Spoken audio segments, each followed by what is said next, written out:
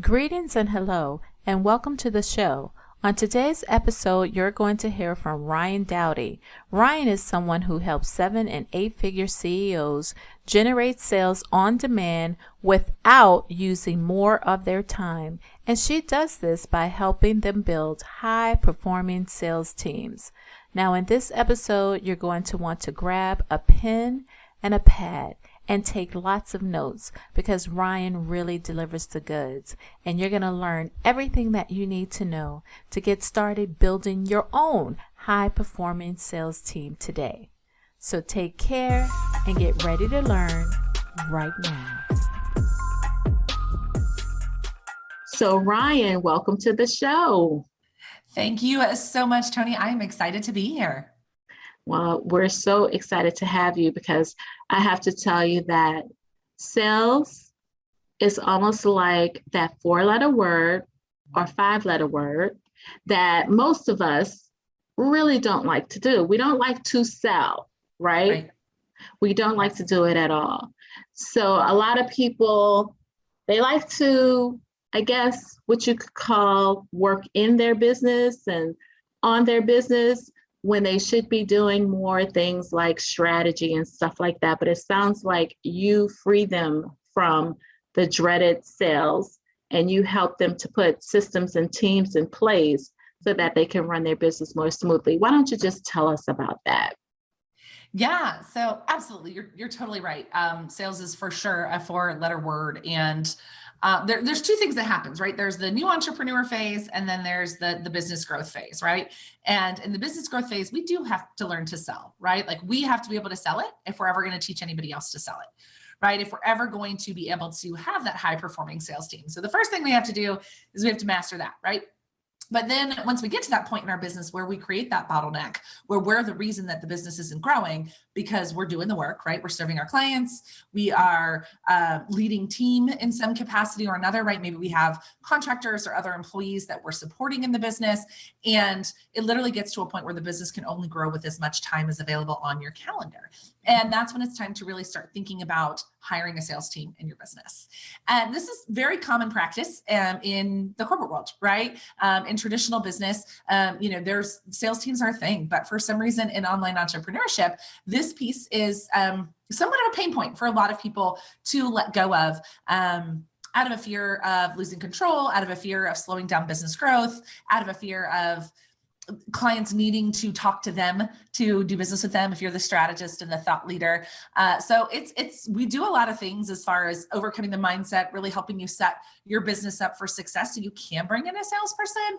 And then ultimately understanding that for your sales team to be successful, they need the training and the support to be able to deliver at a rate that allows you to do whatever it is you want with that time back in your day, or, disappear for 6 weeks every summer in the business and know that revenue will not come to a halt because you're not there. That's what I do. Now, that's pretty awesome and amazing. And what I believe is that I think that a lot of people think because we have social media and we have, this whole digital space, that you don't have to do that anymore. But I would venture to say that, no, you do have to do this in your business. You do have to set these systems up and these sales teams up, because social media today is not the same as it was many, many years ago. And also, a lot of people are kind of used to the sales funnel, and they're used to, seeing the sales pages, the landing pages, the sales videos. They're used to the process. They're used to the launch, the 3 videos and then comes the sale, or the webinar and then comes the sale. So they're used to that model. And what I found to be successful today are people that are not using social media in that way. People that are using social media almost as their digital Rolodex. So they're using it to find people, but then they're pulling people out of social media and closing them with real conversations. So that's one of the reasons why I'm really excited to have you on today, because I think that there's a mindset shift that needs to happen with a lot of entrepreneurs. And I believe that once they get this piece working in their business, especially with the coaches, the coaching industry, there's so many of them, and you have to close people. That's how you stay in business. And the only way you can really close people, especially if it's something that's high ticket, is really with a good sales team and, a good sales script. So why don't you tell me about what the process looks like when you first start working with people?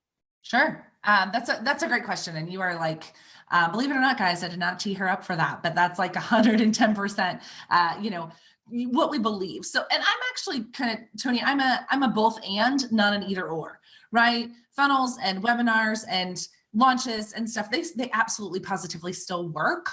It is just now a matter of adding in that human to human element, right? I think that today's consumer is tired of the funnel. They're tired of the false urgency, the FOMO marketing, all the drama that goes into it. And they want to figure out, do you know your stuff? And then they want to figure out, what are you selling and how much does it cost? And then they want to get on the phone with a human and decide, hey, is this a good fit for me? So we're 110% speaking the same language. So, when we start with clients, all of our clients are coming at us from different perspectives. But the first thing that we do work with them on is really understanding, what does your ideal client look like online? Like you said, I love what you just said about social media being our digital Rolodex, right? Do you know how to go through your digital Rolodex and find your people? Do you know who you're looking for, right? And then do you know how to engage those people, right? How do we get in front of those people? How do we get their attention? How do we cut through the noise that is social media today, right? And then how do we, become that person who is both interested and interesting, and draw them into conversation and ultimately qualify them and get them into a sales conversation or a conversion event of some kind. So it just kind of depends on where they're starting. But it's also really understanding, and you said this at the beginning, is like, what is social selling and what is it not? Mm-hmm. To me, social selling is just the platform in which we use, right? In traditional business, there was inside sales and outside sales, right? Inside sales uses the phone, outside sales goes out into the wild, meets people, shakes hands. Social media, social sales, we just leverage social media as our primary tool. But the goal always, Tony, is to get them out of the DMs and into a sales conversation. If you're selling something high ticket, if you're selling something low ticket, you want to sell in the DMs, like game on, you do you. But I find that today's consumer really does appreciate that human to human connection and feeling really seen and heard and understood. And they're tired of like the false, this is a real person in my inbox, when it's, they know it's a bot. Like today's consumers over it. So we really help people bring that human to human connection back into their business to ultimately close more business and to build long-term sustainable sales pipelines that just don't exist in this like turn and burn webinar environment. Yeah, I think, there's this one, excuse me, but there's this one person that I love. And one of the things, he's like a coach. And one of the things that he recently did was he did a funnel that called for you to get a person on a webinar. And then from the webinar, you got them on the phone. So, from the webinar, you book a call, but it's like, once you get them on the phone, you have to know exactly what to say. You have to know exactly what to do to really, close those sales. Now, I personally think that a good sales script that's catered to your business is worth gold. Now, is that something that you and your people, your team, is that something that you guys work on, helping people to create their sales script? Yeah, yes and no, to be honest. So we help people with their sales messaging and their overall framework. Okay. Right. And you can use the word script for that, but for me, I really love the word framework, because I like us to not get stuck in, okay, now I say this. Okay, now I say that. Okay, now I say this, and losing that human to human connection in that conversation, right? If Tony goes off down a rabbit hole telling me about her dream is to, whatever, be able to travel the country for an entire summer. I want to be able to follow her down that rabbit hole and then bring her back to where I need to take her in the sales conversation. So we're really big on frameworks, but also to lend into that idea of the script of knowing what information is important, right? What do we need to know to be able to position our solution as the exact right solution? So we're somewhere in the middle. We work within a framework and some with guidelines so that we really do allow that freedom of human to human connection and just allowing that to happen. And I'm going to give you a story as to why I feel strongly about this. I was in the DMs with someone on social media. Friend requested me and was, talking to me and all this other stuff, which I'm fine with. I love when people pop in my DMs and talk to me, like I'm fine with it. But she was asking me my questions about like my health and fitness goals and, how I was staying in shape. This was during the pandemic, when we were on total lockdown. She was like, how are you keeping up with your fitness? And I, was talking to her. I was like, okay, where are we going with this? And then she comes around and is like, so why do you think that you're not at your fitness goal? Or why are you struggling? Or what is the reason you think you aren't where you want to be or something like that? And my response was, I never told you that I wasn't. I never said that I was not at my fitness goals. Like you did not ask me that question. And so that's what I always want to be careful to not be too scripted, because she was very clearly just, here's my list of questions. Here's what I ask next, without ever really understanding that response. So that's why I focus on like frameworks and like information that we want to pull out. So we don't put our foot in the mouth by asking a question that doesn't belong just because it's on the script. So I'm somewhere in the middle.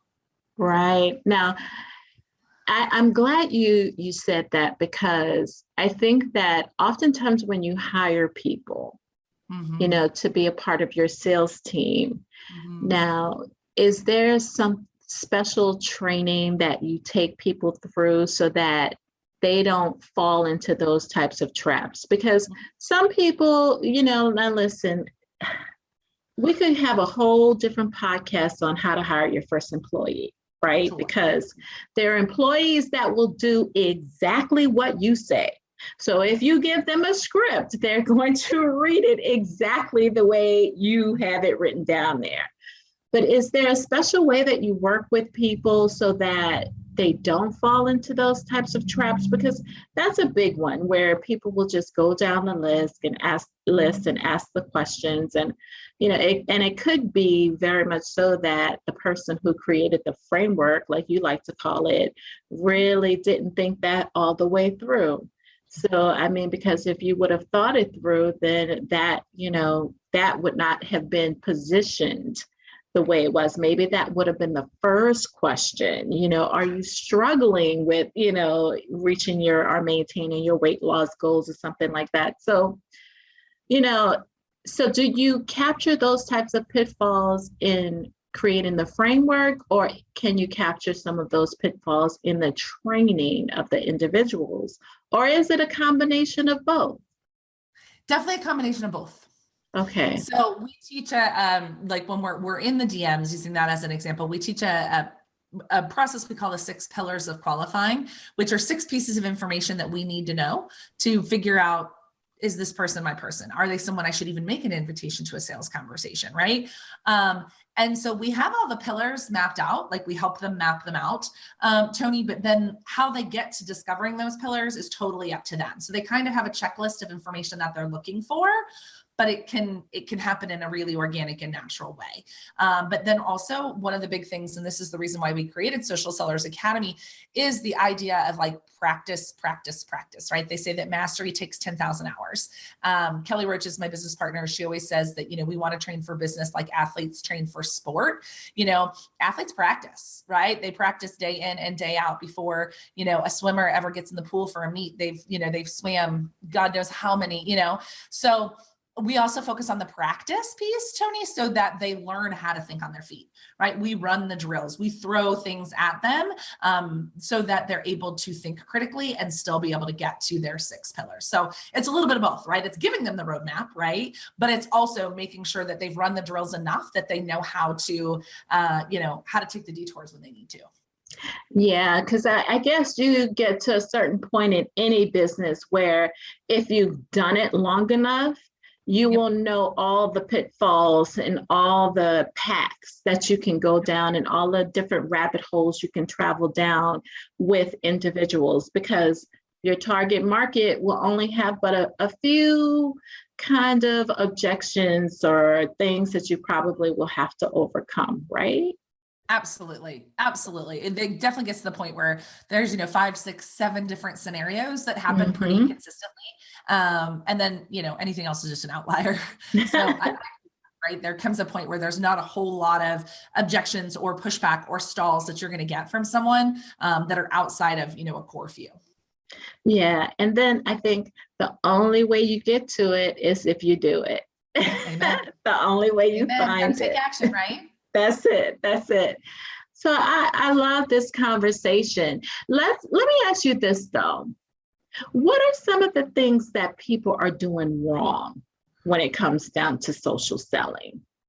I actually think there's two camps here, right, Tony? They're Okay. either avoiding it like the plague, meaning they are just choosing to not engage with their audience and their people on social media because of a million different reasons, right? There's people afraid of being pushy. There's people afraid of being salesy. There's people afraid of, not wanting to whatever, right? So there's some people that are like, yeah, no, sure, I have 15,000 Instagram followers, but I've never had a conversation with any of them, outside of my email list, right? There's that camp. So to me, we're missing an opportunity to go build that human to human connection. And then there's the group of people who are there's a couple things. I'm going to bring up a few different things. There's the group of people who are it's just a straight pitch from go. And I always tell my people that we don't pitch unless we have permission, right? Like nobody should ever be surprised to be in a sales conversation. So I think when you say social selling, people are like, oh, well, I'm just going to get in the DMs and be like, oh, I'm a copywriter. Hey, do you need somebody to write your sales page, right? But without any of the qualification to do that. So we see some of that happening. We see the people who are, again, kind of the example of the health coach gal that I chatted with that are just trying to like follow a script. And that's not going very well for them either. Or there's like this spray and pray mentality where we just copy and paste and send the same message to everybody without any personalization. And to me, I think that's like the biggest missed opportunity is assuming that you should approach every single person the same way. So we teach a lot around like, how do we personalize? How do we get someone's attention? Because, if somebody feels like a message was copied and pasted and sent to 400 people, they're not going to want to engage with you, right? They're not going to want to have a conversation with you. They're not going to feel special in any way, shape, or form. Whereas if you just take a couple of seconds and really personalize that message or, pay attention, small stuff like spelling their name right? Like I'm Ryan with 2 N's, like you're Tony with an I. Like as soon as you spell my name wrong, we're like done here, right? Like just really pay attention to those small details. So like I said, there's a few different camps happening. It's we're avoiding altogether. We're just going straight to the to the sale, or we're following our script blindly, or we're copying and pasting and we're just, kind of the spray and pray mentality. So those are some of the biggest offenders, if you will, where I feel like people are missing an opportunity to leverage social media in a really powerful way. Yeah, and I've seen, I think, almost all of that. Even though one of the best ones I saw recently was someone who does caricature images of you. And one of the things that they took the time to do was, I guess they digitalized your photos or something like that. Okay. They took one of my photos and digitalized it, and then they sent it to me and they said, well, how do you like this? And would you mind promoting me on your page? And I thought that was good because that digital photo is something that I now can use. And they took the time to add value and give me something. And then they proceeded with the ask. And the ask is, would you mind promoting me on your page? And I absolutely did it after that, because who wouldn't, right? So I'm so glad we're having this conversation, because one of the things that I tell my people all the time is that, there's this song that says it goes down in the DM, right? And I tell them all the time, it goes down in a DM. You guys are using social media wrong. And I don't think they really understood what I was talking about. But I think that this conversation really is an eye-opening one. And I think that people will get it. And I often believe that it's even more than, I think it's more than even spelling their name right or getting their name right. I think it's really kind of, if you took a step back and really even looked at their pages and their accounts and you saw a little bit, doesn't even have to take long, but just a little bit of what's going on with them, then you could say, oh, wow, those were great pictures of your family. I bet you had a great time. And then, just even those few words can make the difference. Could say, oh, wow, they were watching. Or even the fact if you're on IG and you looked at some pictures and saw some things that were going on and you liked a couple of their photos and made a comment, and then you proceeded to the DM. And, I think that makes a big difference, because there's this whole idea of know, like, and trust. Yep. And we definitely don't trust the bots. No. And we definitely don't trust the, hey. Have you seen those? Like, just, hey, and it's like, hey, like, what am I supposed to do with that? And that's what they're counting on, that like the human curiosity of like, what do you want from me is so strong that you'll respond. Right. I recently downloaded some scripts, sales scripts from someone I'm always watching and learning. And literally the recommendation, Tony, was that we should make some mistakes or some typos or misspell some words in our DMs to be more relatable. And I was like, who is teaching this garbage? Like, no.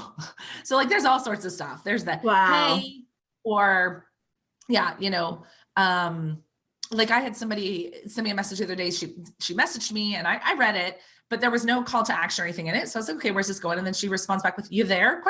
And I was like, where? Like, you didn't ask me anything. You didn't tell me to do anything. You just kind of vomited on me about what you do. And then you said, you there? ? So like some of those things it's the Wild West out there. And those are the types of pitfalls that we really help our clients try to overcome or, avoid by, again, focusing on, if you wouldn't do it in person, if you wouldn't do it on the phone, if you wouldn't do it if we were in the same room, if you wouldn't say it, then don't do it on the internet. Right. Words to live by. Right. Okay. So another question. Yeah. Do you utilize any type of special tools to help people find their ideal customers on social media? Like, say, for instance, LinkedIn has a LinkedIn Sales Navigator, or there's another company called AI or something like that. Do you have any special tools that you recommend to people to use for that? Sure. So it really depends on who your people are. So we don't use LinkedIn Sales Navigator. We do use a tool called seamless.ai, but seamless.ai it's a software that's kind of a list building software. So like I can go in if I want business owners who own marketing agencies that have less than 50 employees in the United States, and it will build that list for me. And then I can take that list and I can say that, Tony Coleman Brown is the CEO of ABC XYZ business. I can go connect with Tony on LinkedIn, or it actually gives you like LinkedIn profiles and stuff. So we use that, but again, that won't work for everyone because we work in the business to business space, right? So depending on who your people are, we also use a tool called Connected with a K on LinkedIn. They're a really cool, they are an automation tool, which I'm not a huge fan of, but really all they automate is the connection requests. So like you can build a list of people you want to connect with, and it'll automate your connection requests that'll go out for you.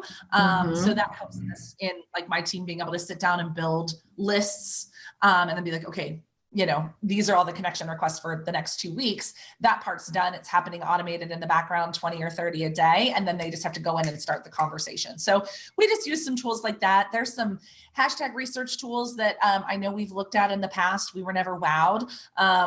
When it's like, how do I find my people? We typically make recommendations like on Facebook. It's Facebook groups, right? Like there's already a group of your people out there, I promise.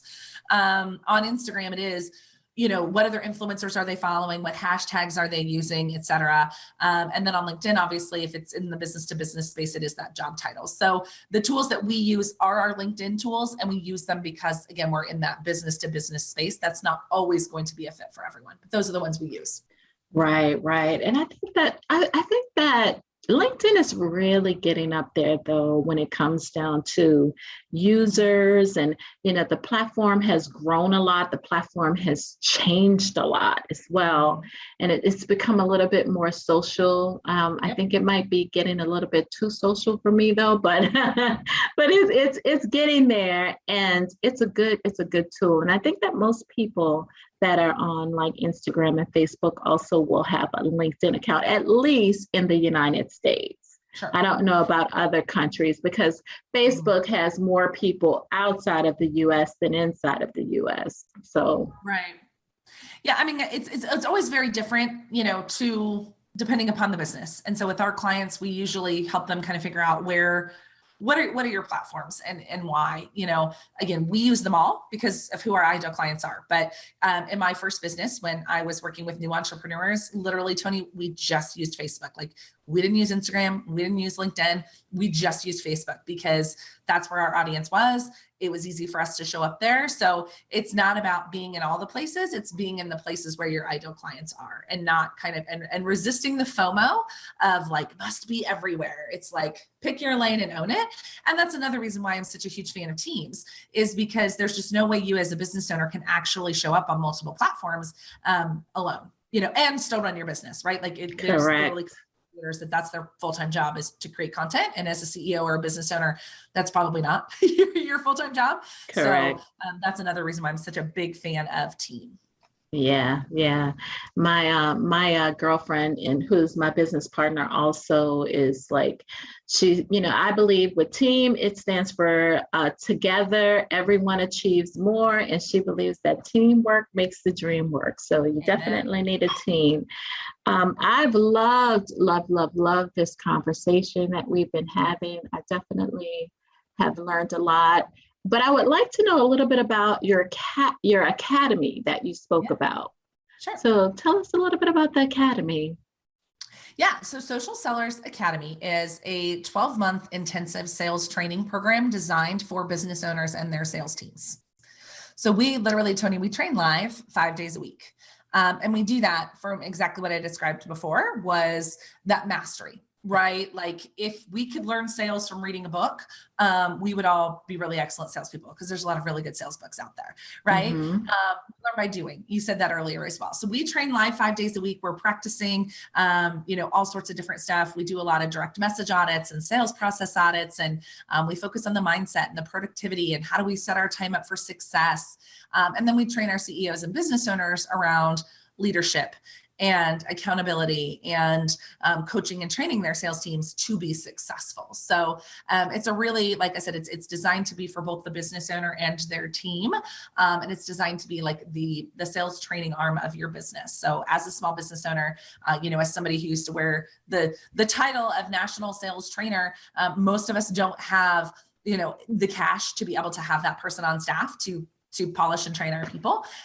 So, that's what really seek to be, is that sales training arm, both for the business owner and a leadership perspective, and then for your sales teams in developing the mastery of their sales skills. That's awesome. So now let me ask you a question. Because it sounds like there's so much hands-on, do you guys take people through the process at a certain time of the year, or can people enroll on an ongoing rolling basis? How do you guys work?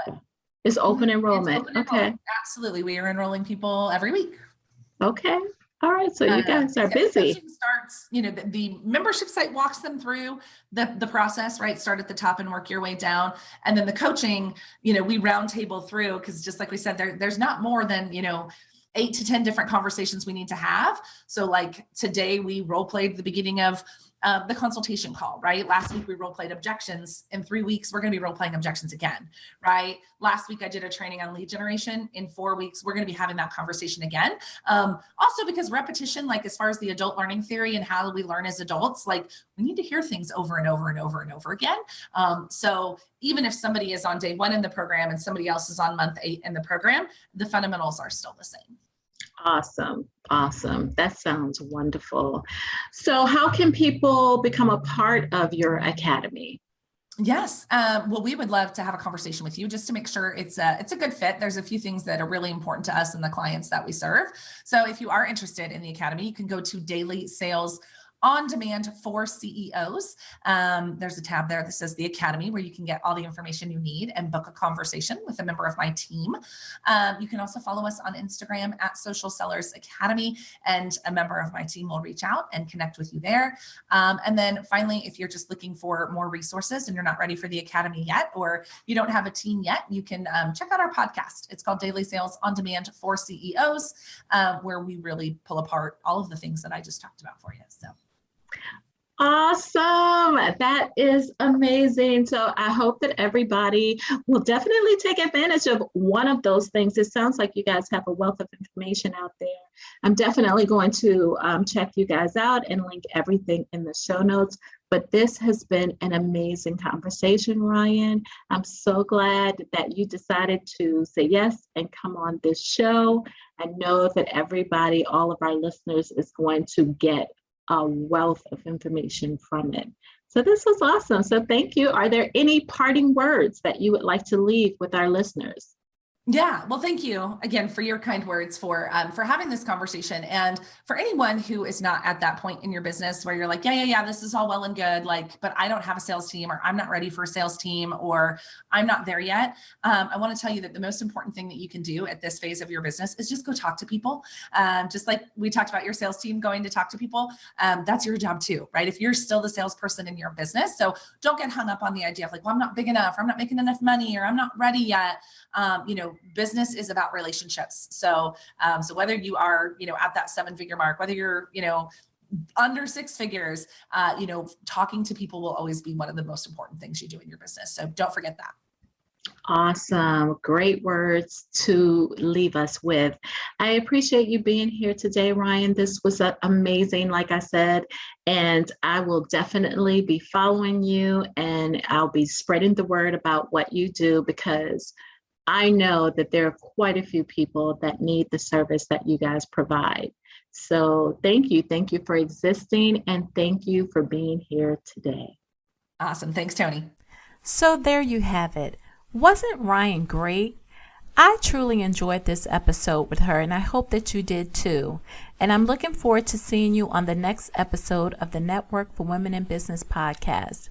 Remember to subscribe, rate us, and review us, and make sure to tell others about the Network for Women in Business podcast. Take care, and see you on the next episode.